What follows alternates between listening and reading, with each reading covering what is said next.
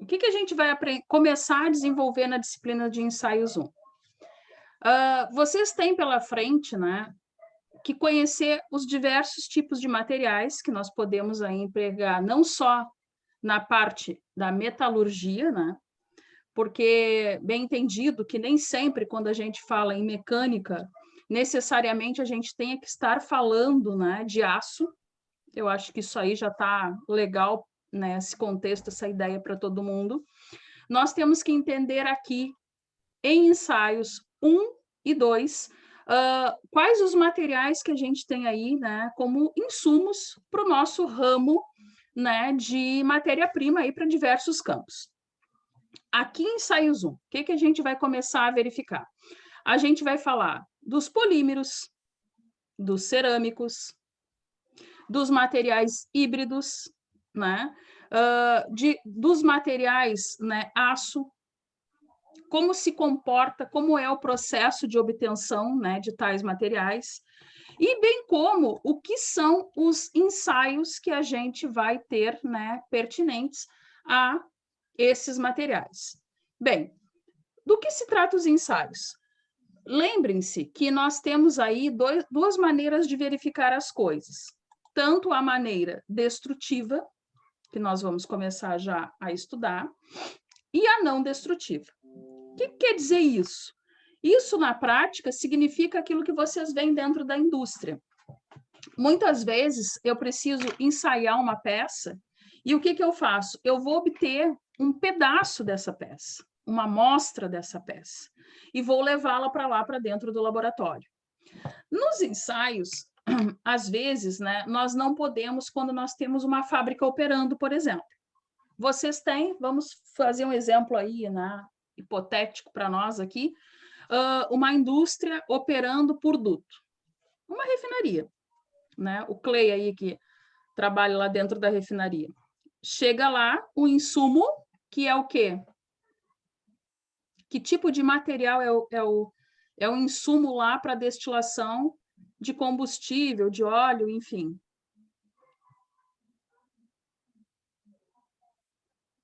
Petróleo? O petróleo.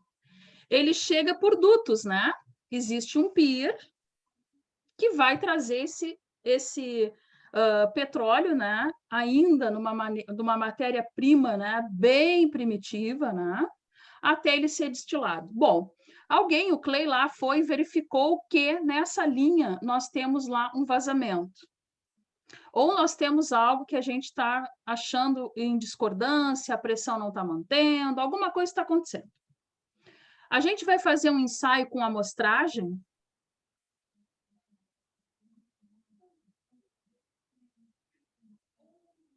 Eu tenho que fazer um ensaio destrutivo ou não destrutivo?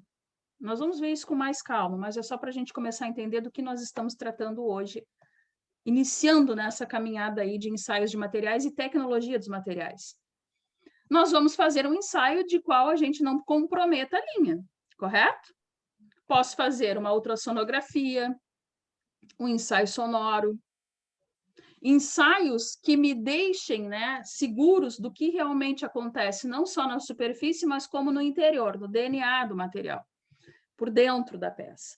Então, com isso, a gente começa a entender o que nós precisamos sair daqui craques, né, em ensaio de materiais. Entender, por exemplo, que o petróleo ele vai dar origem aos nossos polímeros, que vai ser o nosso primeiro objeto de estudo aqui. Entender que o duto ao qual ele passa, né, é um outro tipo de material também importante para nós. Bom, dentro disso, depois que nós tivermos toda essa compreensão do que são os nossos materiais, de onde eles se obtiveram, né, nós vamos começar a falar destes ensaios que eu acabei de mencionar para vocês. São só esses ensaios de cunho destrutivos, aqueles que eu pego uma amostragem da minha peça, preciso fazer um corte, preciso achar o ponto, né, a ser ensaiado, e os não destrutivos, como uma ultrassonografia, por exemplo, é só isso que nós vamos ver aqui nas disciplinas de ensaios? Não. Depois, na sequência, né, ensaios dos materiais 2, nós vamos ver que nós temos também os ensaios metalográficos. O que significa os ensaios metalográficos? Aqueles dos quais nós não queremos ver aspectos físicos da peça. Que isso nós também aqui vamos começar a caracterizar. O que eu quero ver na minha peça? Né? Nós vamos arrumar o campo das ideias. Bom, eu preciso projetar. Para projetar, eu tenho que ter amostragem. Peças delimitadas com tamanhos específicos de acordo às normas, das quais me possibilitem fazer corpos de prova. Bom, depois, se eu não quero, né, fazer isso, eu posso verificar na oficina como eu faço catálogo, como eu faço essa amostragem. Então, a partir disso, a gente consegue classificar os tipos de ensaios que nós vamos, né, ter aí como pertinentes para a nossa trajetória. Bom, um segundinho, que eu quero ver aqui a ementa.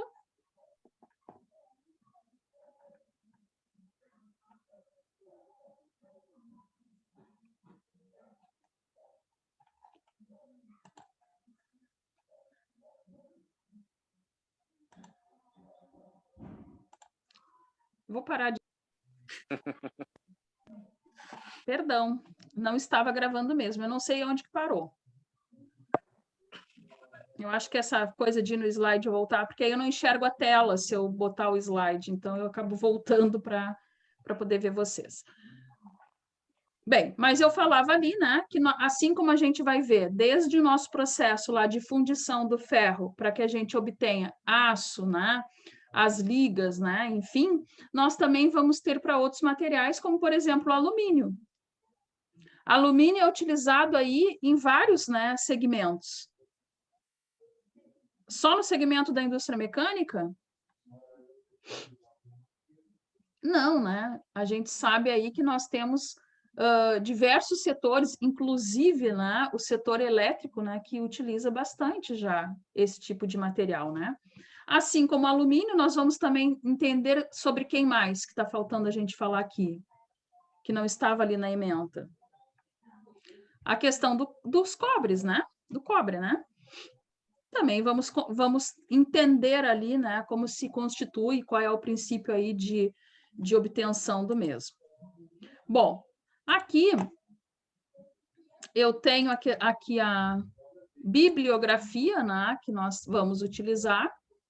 Eu apresento a bibliografia para vocês, mas eu nem sei se vocês todos vão lá e pegam os livros na biblioteca. Espero que sim. Sim ou não? Não, né? Então tá aqui, gente. Na biblioteca de casa aqui não tem.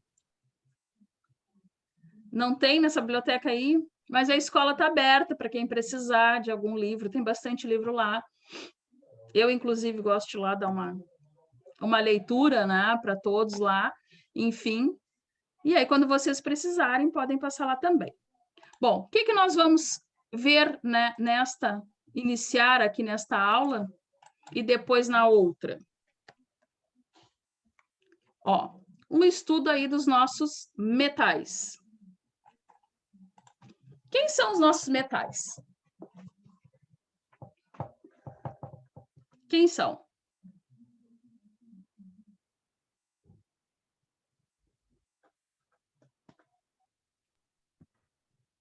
Aço, ferro fundido, cobre, inox, alumínio.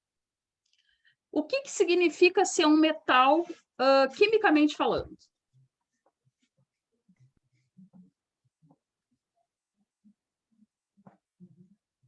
Quais as características que tem um metal? Não sei se eu estou piorando com excesso de perguntas ou se eu estou ajudando. Gente, o que nós precisamos ter em mente? Falando de um material sob seus aspectos químicos, um metal na tabela periódica, ele pertence a uma família, que nós chamamos, né, de família, que são uma gama, né, de elementos químicos com propriedades similares. O que isso significa na prática? Que um metal, ele tem por característica ser altamente condutor. Correto, né? Ele tem aí, dentro, né, dessa classificação química, por ser condutor, ele tem uma camada de valência, né, que a gente chama, não sei quem lembra lá da escola, né, aquelas 7 camadas, né? Ele tem a propriedade de ceder, né, de receber também elétrons livres, né, que o torna condutor. Os metais em si, né, eles são aí muito utilizados, né, na questão da eletricidade, justamente pela questão da condução de energia. Por que eu estou fazendo essa menção com vocês? Porque nós vamos estudar outros materiais, né, que nem eu já comentei. Os outros materiais que nós estamos falando, alguns deles não têm propriedade de condução, que os metais, por exemplo, por sua composição química na essência, eles têm. Ou seja, dentro, se nós fôssemos olhar pela questão da condutividade, por exemplo, elétrica do material, nós diríamos que os metais, né, dentro da tabela periódica, são aqueles que podem ser a fiação, né, para passagem, por exemplo, de eletricidade. É o filamento do fio, né? E materiais com propriedades que não têm, né, condução elétrica, que seriam os nossos isolantes, o cabeamento, por exemplo, do fio. Então, nós iniciamos aqui, né, o nosso estudo desse tipo de material pelos metais, ou seja, que são elementos químicos, né, na sua origem, lá na sua essência, né, dos quais nós temos aí propriedades bem específicas, né, dentro desse campo. Então, tá aqui. Os tipos de metais, né? Os tipos de materiais que nós vamos estudar. Os metais, os elétricos magnéticos, os polímeros, as cerâmicas e os híbridos ou compósitos. Então, tá aqui, ó. A nossa subclassificação, a nossa classificação geral vai se compor por 5 elementos, que está ali elencado no nosso roteiro. Vou botar aqui para vocês verem que eu tirei.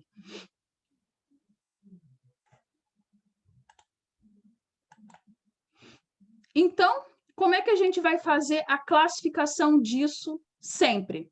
Primeiro, pela composição química e depois pela estrutura da sua matéria. Então, voltando, já falamos um pouco, vamos frisar e vamos alencar mais conhecimento. O que seria sob o prisma da classificação química?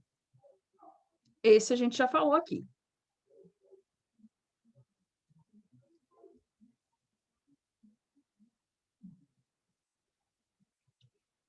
Então, a gente sempre vai classificar os materiais sob esses 2 aspectos. Aonde ele se encontra lá na nossa tabela periódica? Por que é importante? Pelo motivo que a gente já disse. Porque aquela subclassificação que eles têm lá dentro, que temos lá metais, ametais, né? Materiais aí que são semimetais, por exemplo, nos dizem o quê? Que aquela gama de elementos químicos, eles têm semelhanças entre si e propriedades que são exclusivas deles. Se nós falarmos de um isolante, a propriedade exclusiva de um isolante é não passar condução, de nenhum jeito. De um metal é ser altamente condutor. Então, isso é classificar um material sobre a sua situação química. Vou repetir, não importa se vai ser um metal, se vai ser um polímero, se vai ser um material cerâmico, que nós vamos estar tratando, se vai ser um material elétrico ou magnético, ou se vai ser um híbrido ou compósito, que a gente vai ver na sequência.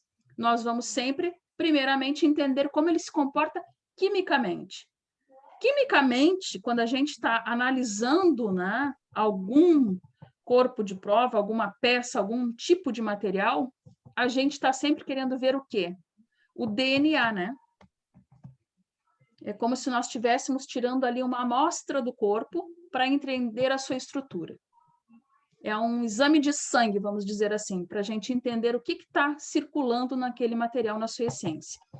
E sobre aqui, o segundo aspecto, que seria referente à matéria, o estudo da matéria. O que significa a gente ter essa classificação sobre a estrutura da matéria do nosso material? O que vocês acham? Podem falar, aceito sugestões. Né? O que acham? Se eu falei que uma das classificações é que origem química tem o material, outra classificação que eu posso obter é como que ele se agrega. Porque nós sabemos, né, que lá da química nós temos a menor partícula viva, né, que seria o quê? O átomo.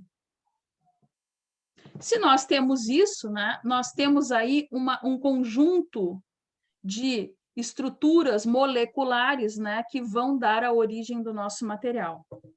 Essa estrutura né, moleculares, como elas vão se agregar umas com as outras, como que elas vão se perpetuar para ter uma forma, porque se não acontecer essa junção, esse casamento, digamos assim, das estruturas moleculares, nós não temos uma forma definida.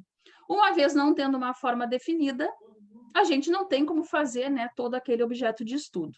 Então, a maneira como elas se agregam, né, a estrutura da matéria, que vai ser, então, o outro aspecto aí estudado do nosso ciclo aqui, né? Bom, então, conforme eu falei, a nossa aula de hoje se daria com respeito aí aos metais. Então, os materiais mais utilizados, né, hoje em dia são os metais. Então, eles têm aí questão de 8.000 anos de descoberta. E aí? É isso mesmo? A gente sabe, né, quem gosta um pouquinho aí de história, que sim, né? Eles são caracterizados aí por ter uma resistência bem relativa e uma grande eficiência aí no nosso cotidiano. Novamente, né, eu vou chamar a atenção de vocês àquela palavra que eu apresentei hoje, aqui nessa disciplina, a plasticidade dos materiais. Ou seja, aquela organização, né, das moléculas, né, como eles se obteram ali, né, a sua forma, vão nos garantir, então, a resistência que eles vão ter e, por consequência, aí, o emprego, né, que a gente vai conseguir destas coisas.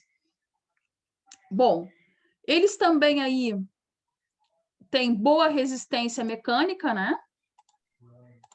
Ó, deixa eu puxar aqui.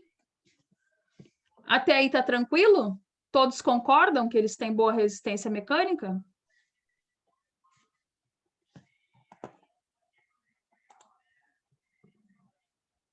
Tem ou não tem? Tem. Eu diria que é uma resistência relativa. Por que isso? Porque, por exemplo, quando trata-se de metal, se eu for pensar num vergalhão de ferro de construção, depois, lá, quando verificarmos as tabelas, nós vamos verificar. Nós temos algumas classificações. Os mais utilizados na construção civil, por exemplo, o CA50 e o CA60.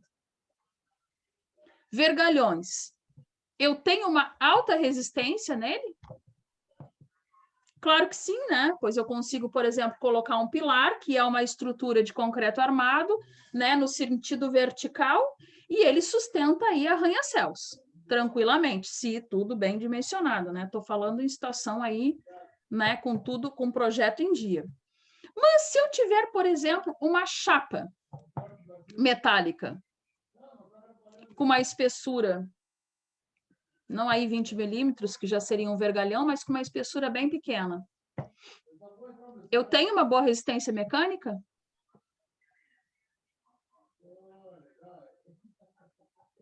Eu diria depende. Por quê? Depende da posição que eu vou estar usando, né? Depende também para que eu vou estar utilizando. Por que da posição? Porque uma chapa, por exemplo, se eu colocar ela nessa posição, talvez ela tenda a não ter tanta envergadura, mas se for dessa, talvez eu tenha algum efeito físico de esforço, né, que poderia ocasionar uma flecha. Então, gente, essas, né, são pequenas características que vão compondo não só os nossos metais, mas também os nossos outros materiais, né? Eles têm aí, por consequência, a questão da resistência. Outra coisa que eu diria para vocês é sobre a trabalhabilidade desses tipos de material. Em tese, eles são bem trabalhados também. Eu tenho uma condição, né, dele ter uma maleabilidade, né, eficiente. Também posso dizer, com respeito a eles, que são sólidos com temperatura e pressão normais. São materiais sólidos? São, né? Então, eu começo a apresentar para vocês também um outro prisma, né, que para nós aqui, estudando materiais, também vai estar inerente sempre dentro do nosso cotidiano. Temperatura e pressão. Temperatura e pressão são duas características físicas que eu diria que são de suma importância para que a gente tenha aí eficiência, né, dos nossos materiais. Por que isso? Por exemplo, eu vou dar um exemplo para vocês aqui de uma linha férrea. Todos conhecem, né, uma linha férrea. A linha férrea, nós temos ali no contexto geral da linha férrea diversos tipos de materiais. Por exemplo, nós temos o ferro, né? São os trilhos do trem. Este ferro ele está assentado sobre dormentes, normalmente alguns de madeira, né? Sob sapatas de concreto. Fora isso, nós temos materiais de cunho cerâmico, lá na origem, que são quem? Britas, né? Que são espalhadas ali. Por quê? Porque a brita, né, ela inibe um pouco do processo de erosão do solo. Ela funciona como um filtro, no entanto que na casa da gente, quem não tem do sistema de esgotamento, né, da casa, de esgoto, tem lá filtros que é colocado brita, né, justamente, rachão também, né, justamente para fazer essa filtragem. Então, nós temos aí a constituição de uma linha férrea, diversos tipos de materiais. Posso dizer que todos se comportam da mesma maneira? Não. Por quê? Porque madeira, por exemplo, é um material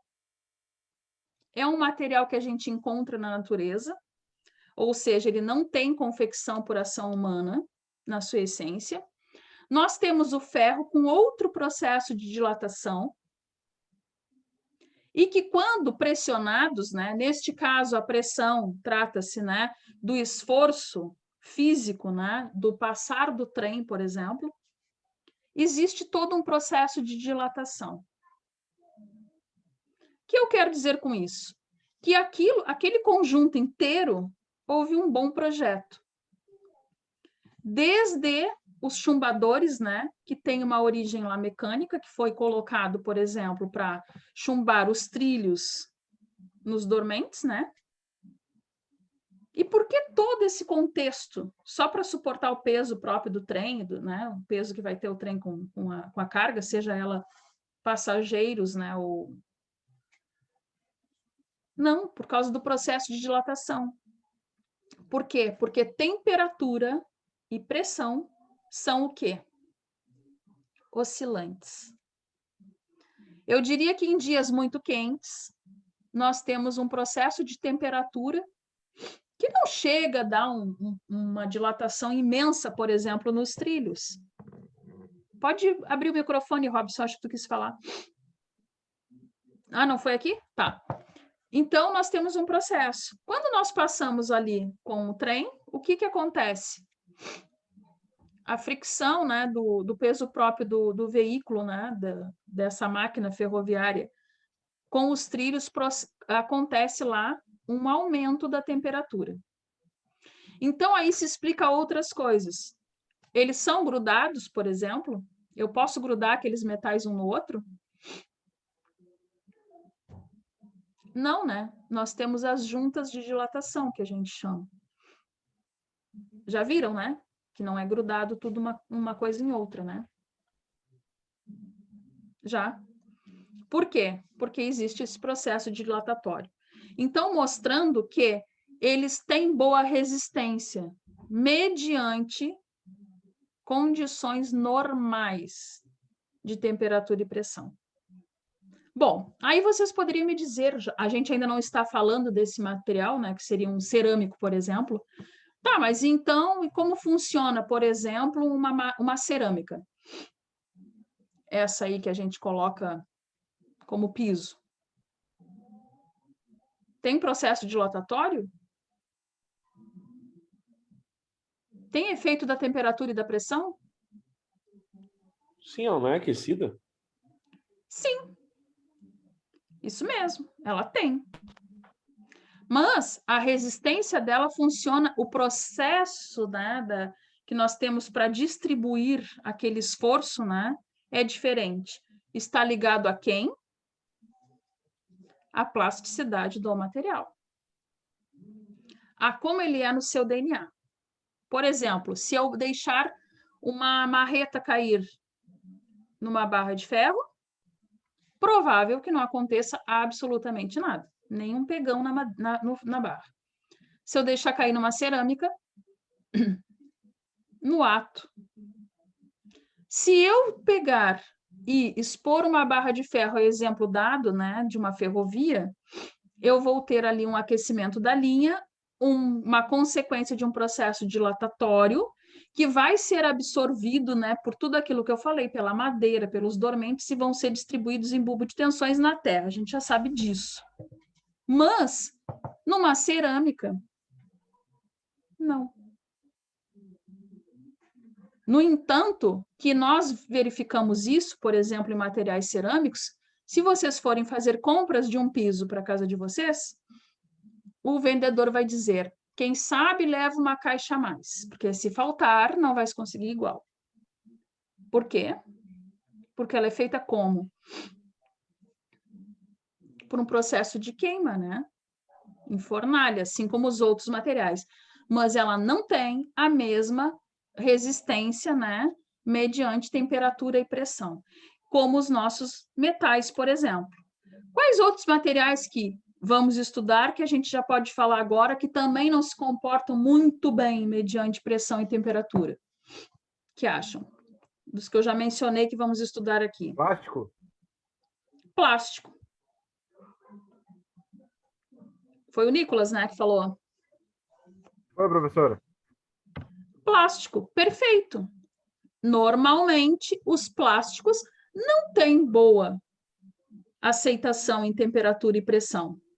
Por exemplo, ao esgaçar uma sacolinha, provável que ela rebente. Perca, né, a propriedade. Se eu botar uma sacolinha sobre o fogo, some a sacolinha, né, a plástica. Tá? Todos concordam, né? Mas se eu colocar aquela PET retornável que eu mencionei no início da aula dentro da churrasqueira, eu sumo com ela ou eu fico com o resíduo dela?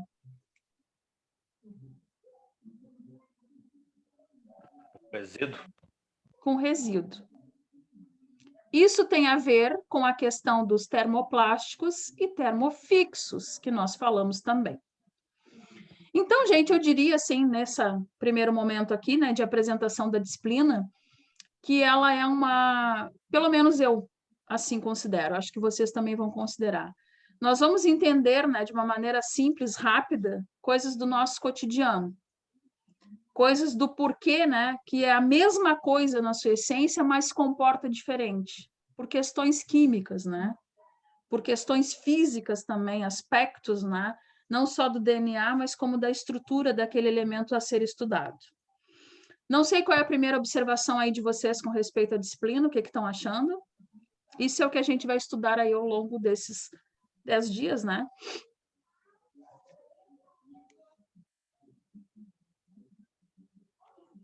E aí?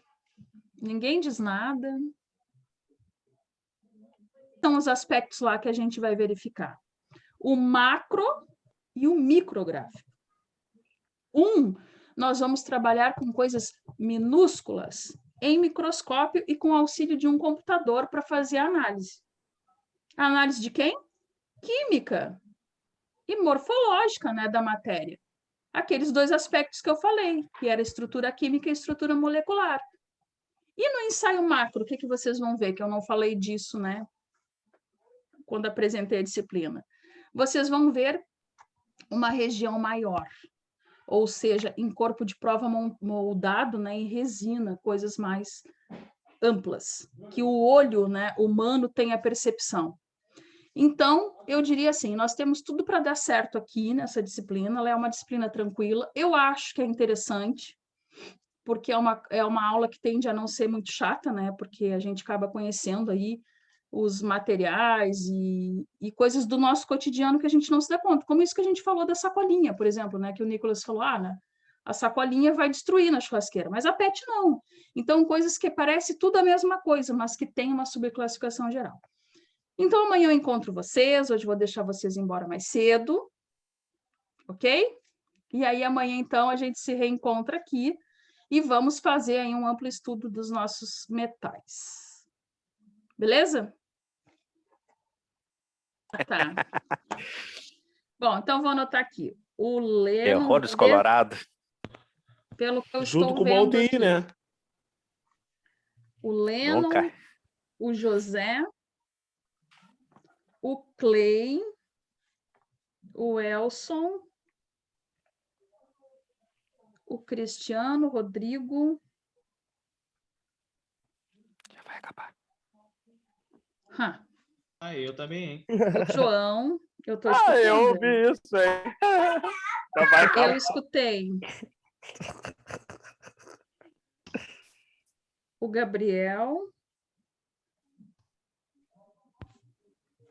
O Robson. Será?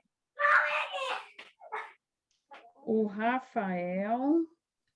O Edson e o Rodrigo. Ah, tem 2 Rodrigo? É o mesmo, professor. Ah, é o mesmo, tá. O Rafael e o Só pra enganar, Edson. só pra enganar. Não, eu achando que tinha mais um na sala. Não. Hã? Não esquece de mim aí. Irmão Nicolas, gêmeo. olha aí, Nicolas. Falasse pouco hoje.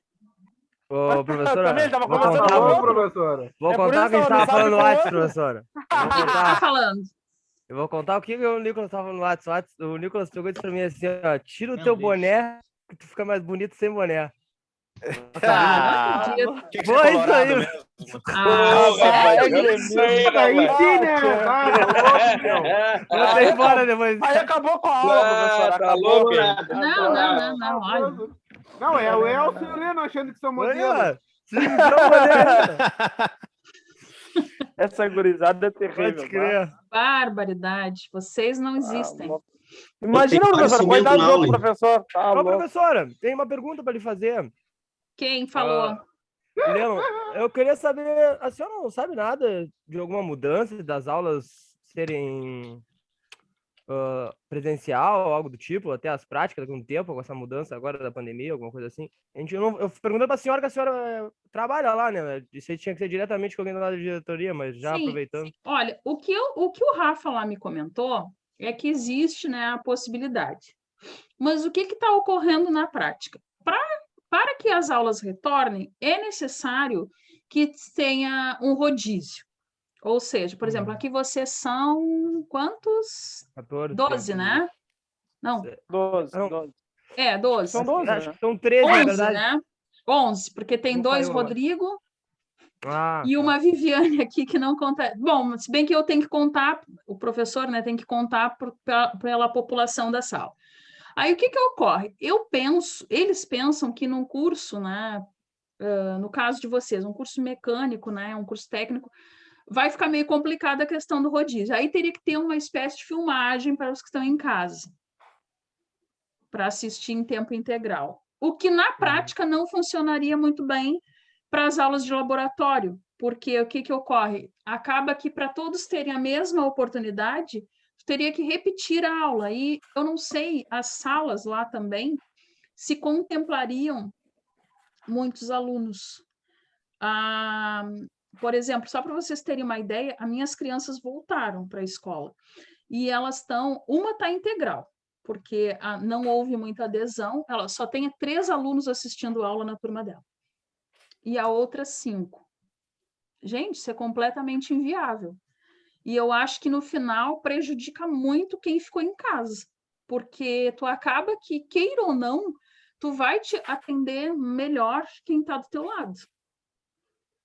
Porque, imagina, estamos vendo lá, né, sei lá, fazendo um ensaio metalográfico, utilizando um maquinário lá específico.